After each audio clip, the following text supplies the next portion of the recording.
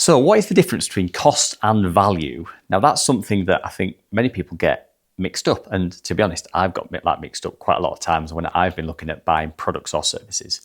But in our case, we're obviously talking to people all the time about renewable energy systems, solar, battery, EV, all across the country as well as we work nationwide.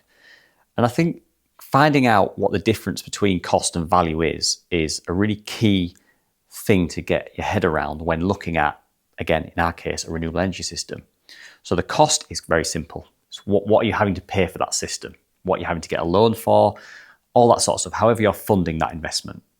Now, value is slightly different. Value, for me, and my understanding, is that it is the quality of the installation, it's the quality of the communication and the service that the company is providing you, it's the quality of the aftercare. Now, that's a crucial one.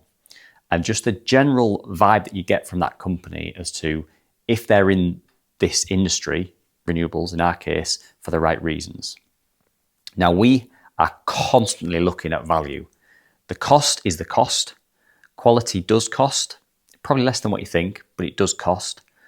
And making sure that you choose a company that offers you the highest value, I think, is one of the most important decisions that you can make. You've obviously got to make sure you can afford a system, but if the difference of £1,000, £2,000, but you get a better feeling about a company that they're going to be there for you, they've got case studies about how they've helped people choose tariffs, work out whether or not they need an extra battery. And we're constantly doing that.